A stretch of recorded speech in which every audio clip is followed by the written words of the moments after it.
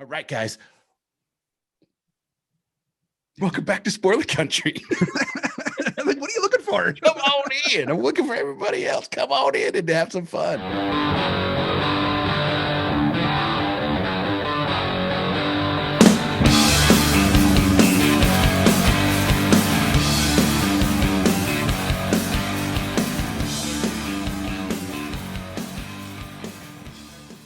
Spaghetti. Fun. We're here for Jim Shooter Part 2. Yeah, man. 2 of 3. It's going to be amazing. Yeah, you know what my favorite part of that first episode was? What's that? When he points to the Captain America behind the Jack Kirby, original Captain America behind him, and he's sitting there the whole interview just showing off behind his head.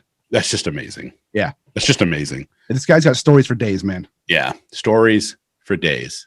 And you know what I love about him is the candor. Oh, yeah. Just complete honest. If he doesn't like it, he's telling you he doesn't like it. And I don't think he cares about what people think about him. I don't think That he worked for ever him. cared about that. Yeah. I mean, the guy's been doing comics since he was in his teens. I don't think he ever cared about that. But more important than Stan Lee? Real close. Real close. I mean, the close. He's done a lot. I mean, guys. It's different. Stan Lee more for the marketing aspect and bringing it. Jim for the artist and the writer's rights. Oh, dude. They talk about that on this episode as well. So perfect. Well, should we get into it? Let's get into it. Roll it. Spaghetti. While you were working at Marvel, what would you say your overarching philosophy was in how to work with your writers, work with your team? Was there overall philosophy as well in how to also express your ideas as a company to potential future readers? Well, I mean, I inherited Marvel, so I inherited a lot of the creative culture of Marvel, doing it Marvel style, which is the writer writes a plot, the artist draws the story from the plot, basically telling a silent movie. And then the writer goes back in and fills in the dialogue, as opposed to DC, where the writer writes a full script. He tells the artist exactly what he wants the artist to draw. The dialogue is already there, so it's a different process. It makes the artist much more involved. If you have a great artist like Steve Ditko or Jack Kirby, who's a storyteller, who's a cinematographer, that works great. If you got a new kid, maybe not so well. But anyway, so I inherited that and I worked with it. But my philosophy was very simple. First of all, tell good stories and tell them well. And that to me has been the recipe for success for storytellers for the last 40,000 years. It will be for the next 40,000 years. And so that was my first thing is that. And of course, there's all these corollaries. I wanted better art. I wanted quality work. I wanted people to pour their hearts into it. We had some people who were kind of hacking, and also people who just weren't up to the task, whose chief qualification is that they'd read 1,000 comic books, I mean, and almost no one had been trained, and then on top of that, my philosophy was, play fair and try hard. I wanted to make it fair for creators, make it a good situation for creators. I couldn't change work for hire. They wouldn't let me. No way. But I could make it good work for hire and nice work for hire. And also I could introduce a line of creator-owned books, which I did. So anyway, I was just trying to, make it the situation I would want if I were a freelance creator, As a matter of fact, sometimes after things really got going and everybody was doing so well, I kept thinking I'm sitting on the wrong side of the desk. But I mean, that's very naive and simplistic and childlike philosophy. Play fair, try hard, But I didn't. That was my philosophy. I thought, try your best, do it right, and then see what happens. And what happened was, we took off. I mean, I did a lot of managerial cleanup. There was some corruption, people stealing. There was a lot of just unprofessional behavior and poor organization. I mean, there was no organization. I mean, I came in there, and fortunately, I've been trained at DC about what an organization should be. I didn't like some of the things that I learned at DC, so I didn't do those. I did it, organization my way, and it worked. I mean, it worked really well. I mean, for a while there, we were flying high, and the only thing that interfered with us is when the 6 guys who owned Cadence Industries, which owned Marvel, decided to sell the company. And then they were suddenly uninterested in anything good for Marvel. They just wanted to line their pockets. So, interestingly enough, when you're talking about artists being more important to the story process in the Marvel style, because artists are very visual, and is there ever a concern of artists in that style focusing more on visual and not having really thinking about the story elements that are needed there? Absolutely. That was the major problem is that, you know, these guys forgot what business they were in. You know, we're telling stories here. And that seems like a simple concept, but it wasn't for some people. I mean, they're kind of drawing what they wanted to draw with reckless disregard for what the story is. And so, but I see the thing is, I was preaching that, but I got great people working with me. By hook or by crook, I got Archie Goodwin, the best of all time. I got Louise Simonson, and I got Roger Stern for a while. I got Larry Hama. I got people who could do it, who understood it, who could teach it. We're all saying the same things. I didn't invent anything. I was just passing on the wisdom of the ancients. Well, I've managed to gather some other people who had met a few ancients along the way, or were just, you know, super smart, or I don't know what, but they, you know, then it's all of us talking this stuff and trying to convince people, no, it's about the story. Tell the story. And, you know, you work with Larry Hama for a while, you learn to tell a story. And Archie Goodwin, too. I mean, you walk out, you spend 10 minutes in a room with Archie Goodwin, you walk out a lot smarter. He's, you know, I just had great people, and they bought into my philosophy, and it kind of matched up with their own. But they had been places before where they were, you know, they didn't have that benefit. They weren't working in a place conducive to doing what they. Well, now they were, and now they just took off, man. I mean, we had great people, and they did great things.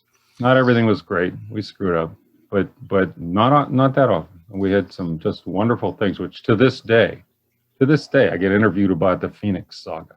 I get interviewed about the Korvac Saga, and talk about Walt Simonson's Thor and Frank's Daredevil and Claremont and whoever's X-Men and all the rest of it. You know, it's like, you know, just some outstanding things. I think that people, you know, we poured our hearts into it, and people responded. As someone who is also a great writer as yourself, is it frustrating to read stories that they were writing for you, knowing that you probably could write the stories better? Is that like a frustrating thing as an editor-in-chief? Well, it wasn't that I could write it better. I mean, I've tried to respect everybody's style and what they did. I mean, I wouldn't write the way Walt Simonson wrote, but who's going to complain about it? Right. I mean, it's great. It's just different than what I would do. I didn't want anybody to write like me. I never told anybody write like me. But what would frustrate me is kind of the technical glitches, the kind of the things where the guy just failures of craft, which for some reason got through the editors. They weren't all Archie Goodwin and Louise Simonson and Larry. I mean, we had some new guys, and they had to learn, you know. And we kept growing, so we kept getting more new guys. And every once in a while, one of the old guys would leave. Like Louise, you know, she was married. She decided to move upstate to do freelance. Fine. Lucky there, I had Ann Nocenti, who Louise had trained to replace her. Thank God. But you get the new guys, and some of them were terrific. Bob Budiansky was amazing. Mark Gruenwald was good. Was great. Carl Potts came in, and he was terrific. He replaced Al Milgrom, who was great. And pretty soon Larry Hama helped him a lot. Larry Hama was kind of coaching him. I didn't even know that at the time. But Carl picked up on it. He's a brilliant guy. And before you know it, he's teaching everybody. And he handled more submissions than anyone. And, you know, and we had Jim Salicrup. I keep forgetting to mention him for some reason. But Jim Salicrup, really brilliant man. And he was good. So we had, we're trying to get these guys to understand the craft. Not do it this way or do it that way. Like I said, I was kind of stuck with the Marvel style, but I was all right with that. But trying to get them to understand we're telling stories. This is how you do it. You know, explaining to them, not formula, no. Explaining to them the concepts, the basics, It's what you're doing is you're taking them on a journey. Better be a good one. Okay. Interesting along the way and have a reason for doing it. It's Mark Twain said it has to, be worth, well, he didn't, these aren't his words, but be worth the time that people spend. And, okay, everybody's buying that. They made fun of me because I'm always citing Mark Twain and Shakespeare and stuff, but I said, no, we have to take it seriously. Anybody who says, oh, it's just a comic book, get rid of them. Yeah. We I don't agree. need that. Anybody who's not trying hard and anybody who doesn't want it to be talked about 30 years later, then we don't need them, Yes. All right. Sorry. Rant. Sorry. No. I agree with you. I mean, as someone who is not only a lover of comic books and someone who attempts to be a comic book writer and an English teacher, comic books, the basic idea of a story has been around since the ancient Greek days of the Greek dramas. I mean, even if you're writing a comic, no matter how childish of a work you think you're doing, you still need to view it seriously. Well, it's that just like, matters. think about Walt Disney when he was doing those wonderful animated cartoons like Pinocchio and Snow White, and do you think he took them seriously? I do. I do too. They're cartoons for kids, but man, they had emotion and power, and they made it worth your time to be there. They took you on a journey. They were great. Okay, if he can do it, why shouldn't we? And also, if you look at the comics that Disney published back then, through Gold Key, I think they're Dell, Gold Key, Whitman. That's all the same people. But if you look at those comics, look at those Carl Barks Uncle Scrooges. Carl Barks was genius. Uncle Scrooge was a simple cartoon character, but boy, some of those stories just rocked your world. They were great. And here I am talking about them 50 years later. I think personally, I think you're right 100%. I do agree that, if you're a writer of a comic book, you are the steward of a character that's been around sometimes for decades. People have expectations. People have personal affection for these characters. You can't waste the opportunity that you have in writing them.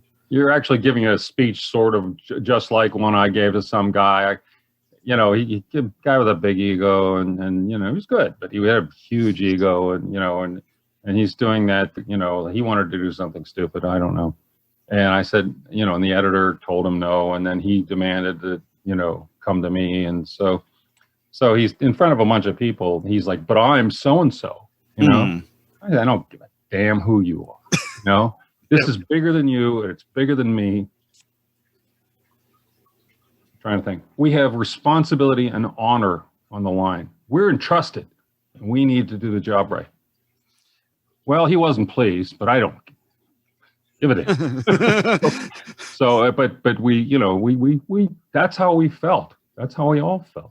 And when the occasional guy didn't feel that way, we weren't going to just say, oh, well, it's who's a hot one today? It's Michael, what's his face, Bendis guy. Who cares? Yeah. I don't care who you are. You're not going to screw with Spider-Man. Right. Well, not on my watch anyway. Nowadays, I don't know. And agree with you. Like I said, the position of a comic writer or artist is, it is special, and it's part of it. The reason is because there's so many people who want to be where you are. So many of your readers wish they could be the writer, wish they could be an artist. It sort of kind of reminds me of like an athlete. When you see an athlete half-assed on the field, like who's a pro, you're like, how many people wish they could be in your spot and to have the opportunity that you do, and you're going to just waste it. You're going to just make a joke of it.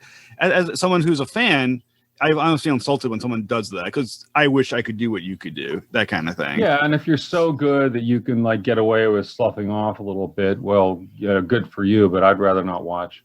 Exactly. I agree with you 100% on your philosophy. Usain Bolt lost me. I thought that was the greatest thing that ever happened, Usain Bolt. Yeah. And one time he was winning a race by so much that toward the end, he just kind of trots the last, 10, 15 yards. Yeah.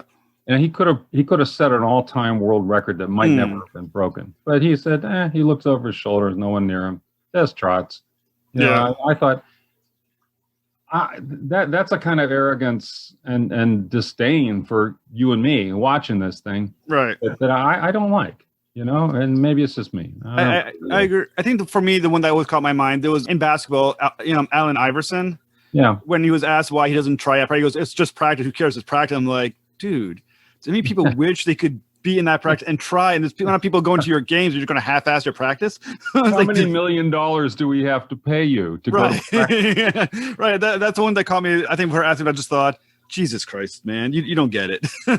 I mean, fortunately, he was really good, but you know what? He could have been better. That's what the message is there. I wanted everybody to give it their all. Right there.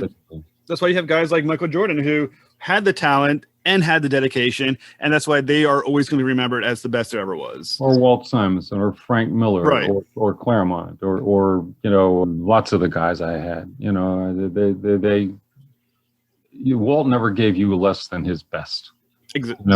David Lapham was like that. Don Perlin was like that. I mean, they weren't there to fool around. They did it the best. They understood the responsibility and the honor, and they did it. And I think that's why fans remember him the way they do. I mean, I was lucky to be able to talk to Walt Simonson about almost a year ago with me and Kenric, who was on the show, and John. It's a hell of an experience. I mean, these are people you never forget. You talk to and you remember their work. And I will bother you about some questions with Beta Ray Bill because it's one of my favorite characters. I'm going to bother you about that. But before I do get to that point, I do want to talk about something else that you were very instrumental in bringing into Marvel. The mega crossover event comic book, which for you was Secret Wars. So how did that come about?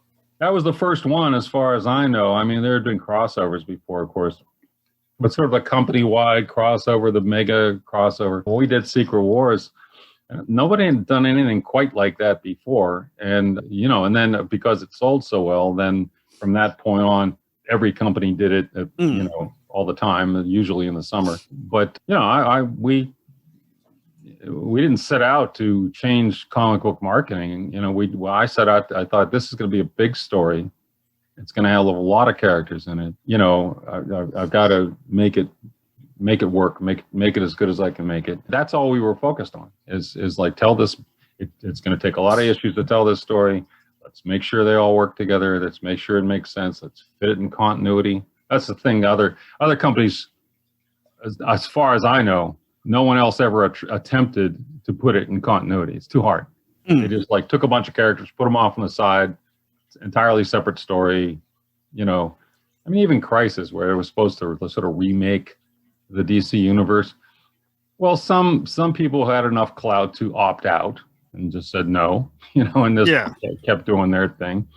And other people, as soon as it was done, they went right back to what they were doing. A lot of the stuff was forgotten instantly. And there was some fun stuff in Crisis, but it wasn't what it was supposed to be. It was a giant crossover. I'm sure many people enjoyed it, lots of fun, but no one quite did it like us. I mean, it took a lot of effort by a lot of people, to make that happen. They understand, all right, something's going to happen to your character. It's going to happen between your December issue and your January issue. It's going to be a longer time than 1 month in there. It's going to be a longer time. So you've got to deal with the fact that your character's been away for a while. Didn't say exactly how long. And he's going to come back different. And we had to work out all the differences up front so that the guy who had his character, had Spider-Man, wind up in Central Park. Everybody had to have their character get to Central Park. I didn't care how. The guy who had Spider-Man had to get Spider-Man to Central Park in December. In January, he comes back with a black costume, and he's had a lot of experiences, and his perspective on everything is different. So that took a lot of adjustment. It took work for me, but it took a lot of adjustment on the part of the guy who's writing Spider-Man or Fantastic Four or whatever. So, it was big. It was a crossover, not only of the characters and a story that put them all together. It was a crossover of creators. It was a real, I don't know. I can't even think of a word for it. There was so much work that people never really know about. I think the phrase I've heard often is a jam session. Well, that's a little bit different. Jam session, a bunch of guys playing their own tune. But we had to work together intricately and make sure it all, fit. Because I wasn't going to just say, oh, well, screw Marvel continuity. I'm just going to do this story. No, I don't do that. So Secret Wars proved so successful that, and obviously it had such an impact on the industry as a whole, that basically nowadays, over the last 20, 30 years, there's been an event just basically every single year. Was the intent with Secret Wars to get to the point where events would happen every year? Well, I mean, Secret Wars 2, I mean, obviously you have something great like that. You want to do a sequel at some point. I finished Secret Wars 1 and it was so successful that, you know, I was sitting in a meeting with the president of the company and he's congratulating me on, you know, how great it was and how he didn't read it, but I mean, how great the success was. And he says, so when does the first issue of the sequel come out? I said, well, I'm going to take a few months off. You know, I'll start on it sometime in June. He says, no, I want those revenues this year. Oh, wow. So anyway, once more unto the breach, you know, I mean, I got right on it. And so we did the second one.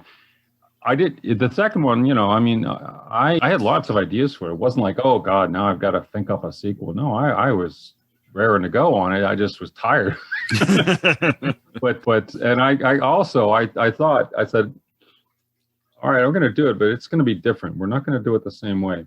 I never want to just keep doing the same thing. So I invented the branching thing.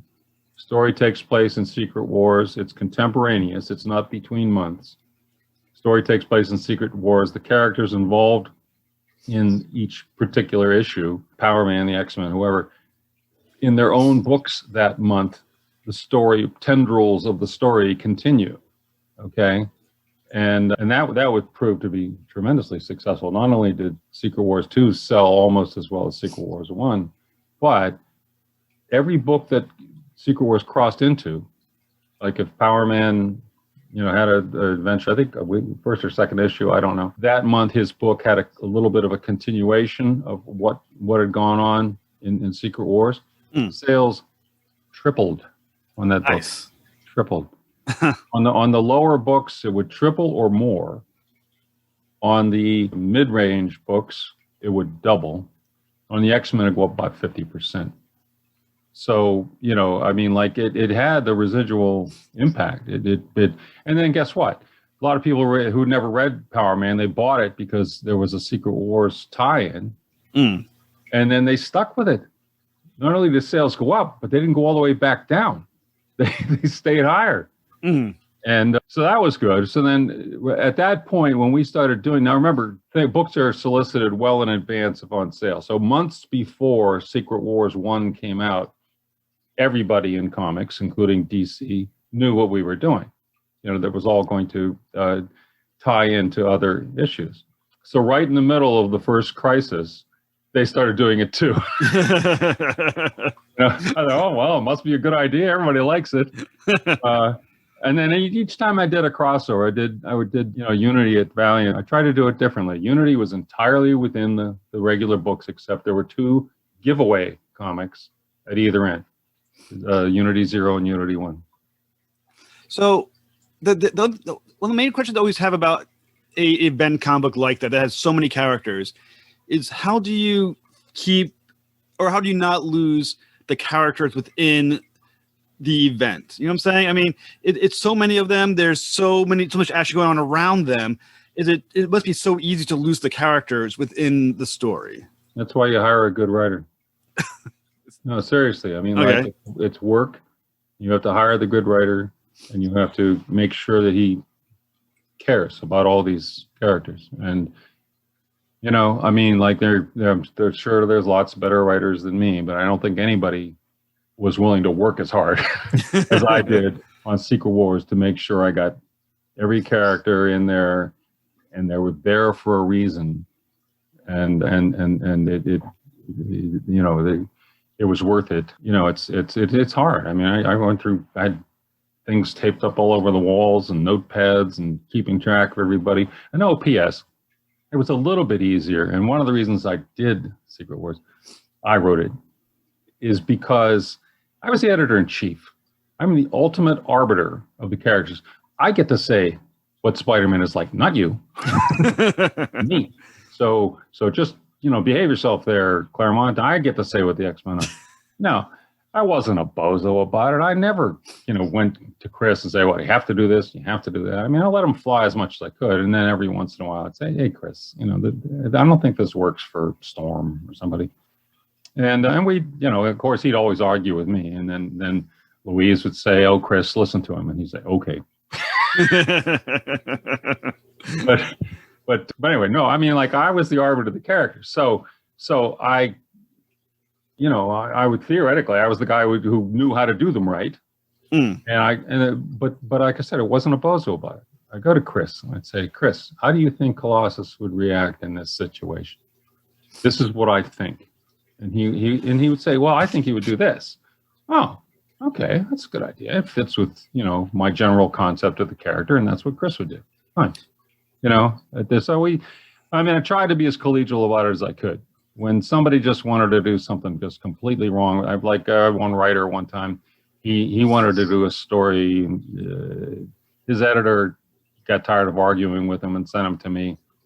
And what the guy wanted to do was a Spider-Man story where Spider-Man, Peter Parker, fathers an illegitimate child. Nice. And I said, no. And he said, well, you're restricting my creative freedom. I said, yeah, and I'll do it 1,000 times in a row, pal. Yeah.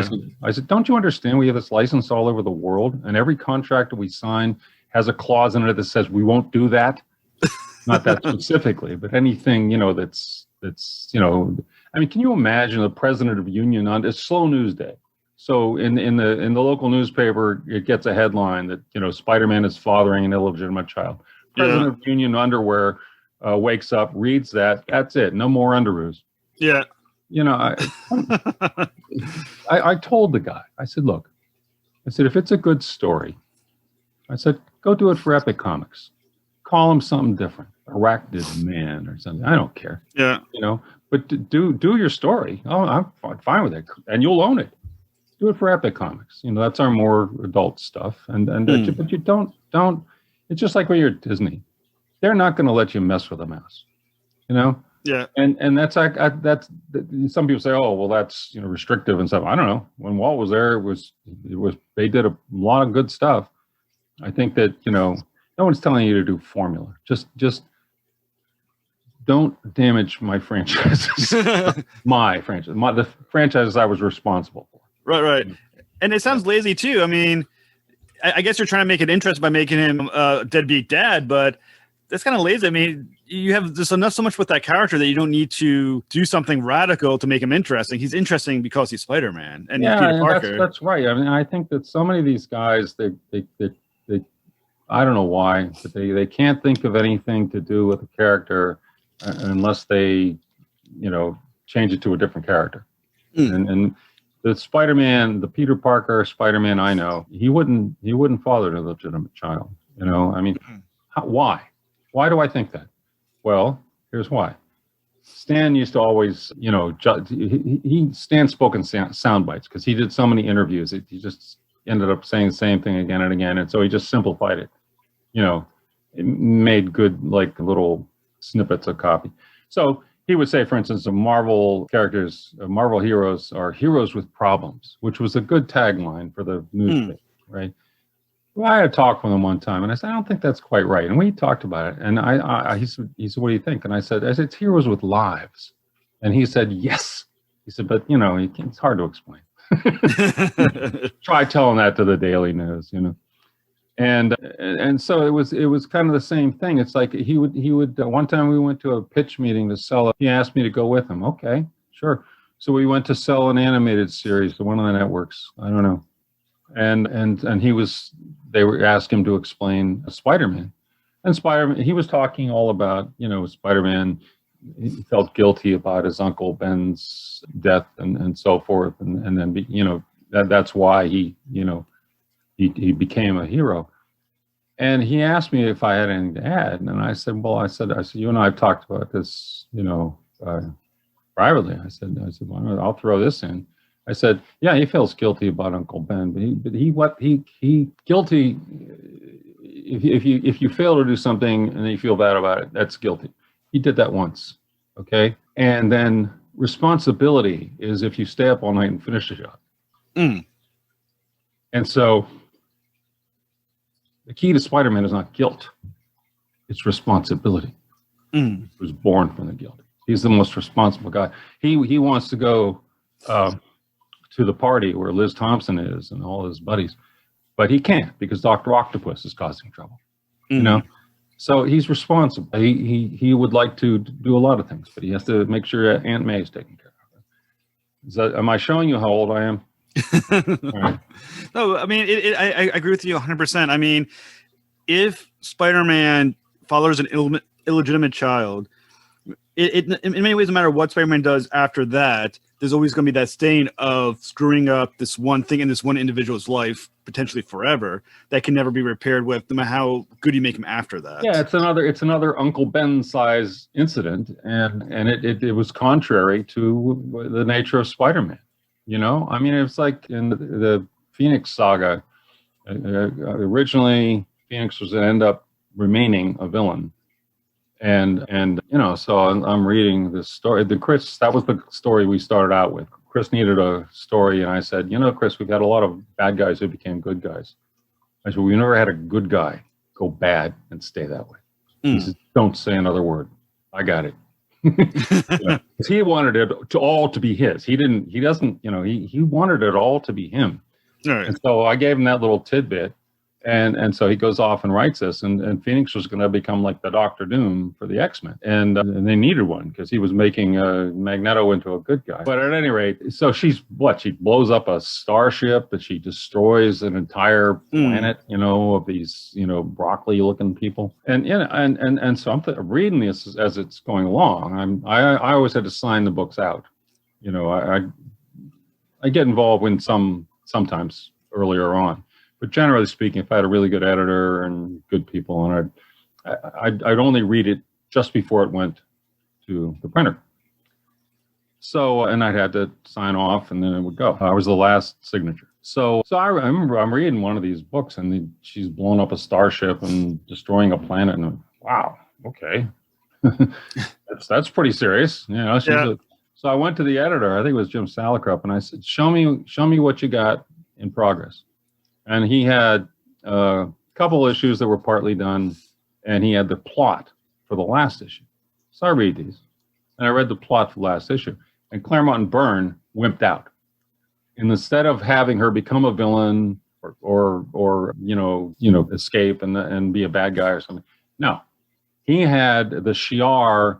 They capture her somehow, and they fix her mind. You know, oh yeah, well her brain's messed up. We'll fix it. You know, what? Yeah. And then she goes home with the X-Men and hangs around in, you know, Westchester with them, and, you know, has lunch and goes to parties. And I go, whoa. This woman killed billions of, you know, sapient beings. What do you mean? She gets off. You know, what? Well, we took the German army away from Hitler. You can go live on Long Island. Yeah. No, even if your mind is warped, even if you have some, you know, dysfunction, guess what? You just don't skate. There's still, you know, you're still responsible there, and you know, you're not. It's not you don't just walk away from that. And he said, well, what do you want me to do? And I said, well, I don't know. How about she goes to galactic prisoners? And he said, I don't like that. You know, the X-Men would just keep trying to rescue her. I said, well, I'm not sure about that, pal, but, you know, okay, you come up with something. And so he comes in the next day and says, well, I'm going to kill her. Okay, you're going to kill her. Fine. Good deal. Do it. And he's like, well, what do you mean you can't kill her? I said, I'm not killing her. You're killing her. I just said so. Anyway, I mean, I told him, I said, Chris, it's not about, you know, morals, and it's not about, you know, we're making this into a morality place. I said, it's about a good ending for a story that's so powerful up to now. If you cop out, if you wimp out, you know, and just like, we're going to put everything back the way it was. I said, that is so, you know, that's pathetic. and so, I mean, so he grumbled about it and stuff because he and Byrne, they loved the character so much. They just couldn't bring themselves to you know, go follow through. So then, and Vern calls me up, says, are you out of your mind? I said, John, it's a deal. I said, get to work.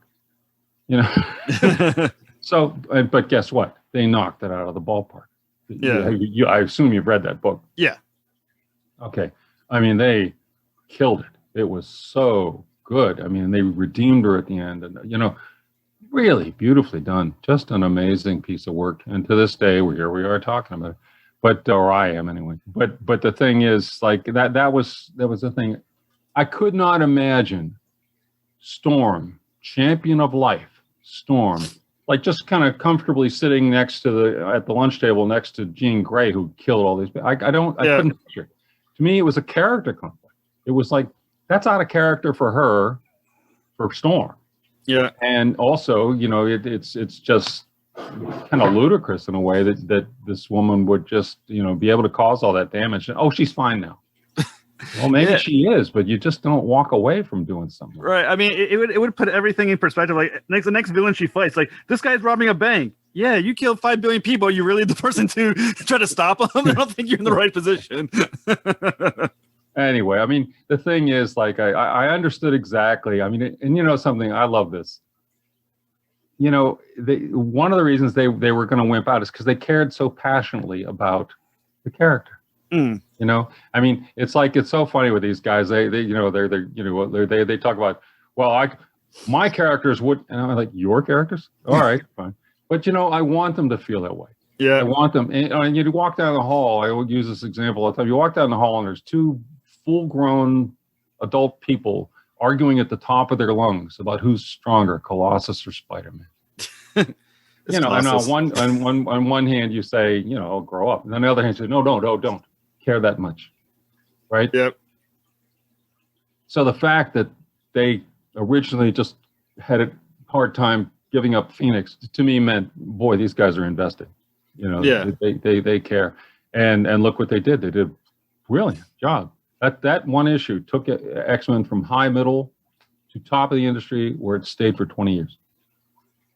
Pretty good, huh?